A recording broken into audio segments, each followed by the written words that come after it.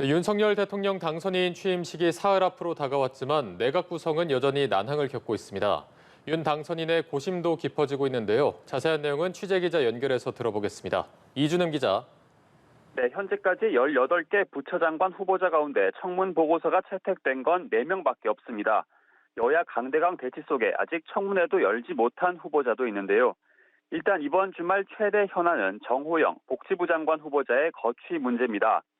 지난 3일 인사청문회가 파행으로 끝난 뒤 민주당에선 임명 불가 방침을 고수하고 있습니다. 이른바 아빠 찬스 논란 속에 국민의힘 지도부도 국민 눈높이에 맞지 않다며 지명 철회를 윤석열 당선인에 요청하며 선을 긋는 모습을 보였습니다. 여기에 민주당이 잔뜩 벼르고 있는 한동훈 법무부 장관 후보자 청문회가 이틀 앞으로 다가왔고 국회 동의가 필수인 국무총리 인준도 여전히 험로를 겪고 있는 만큼 윤 당선인의 고심이 깊어질 수밖에 없는 상황입니다. 윤 당선인 측은 추경호 경제부총리의 대행 체제까지 염두에 두며 총리 없는 내각 출범도 불사하겠다는 강수를 두고 있는데요. 앞서 김대중 정부 때 총리 후보자로 지명된 김종필 자유민주연합 총재는 6개월 동안이나 국회 동의를 받지 못했고 노무현 정부의 고건 총리와 이명박 정부의 한승수 총리도 야당 반대로 정부 출범 후에 임명이 이뤄진 바 있습니다.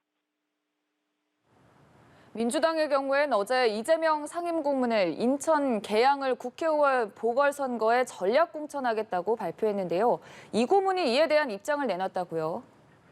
네, 오전 9시쯤 자신의 SNS에 무한 책임지겠다는 제목의 글을 올렸습니다. 인천 계양을 전략 공천을 수락하는 첫 공식 입장입니다.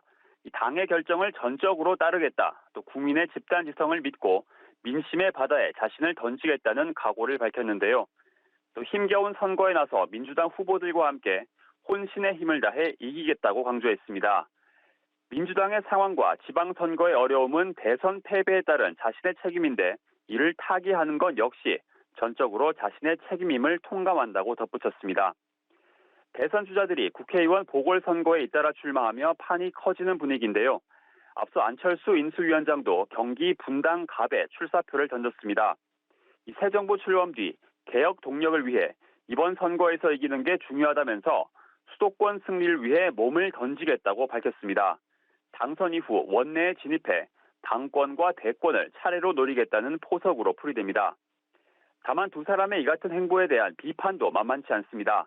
박영선 전 중소벤처기업부 장관은 이들의 보궐선거 출마를 원칙과 명분이 없다고 비판하며 공적인 가치를 너무 가벼이 보는 것 아닌지 우려된다고 지적했습니다.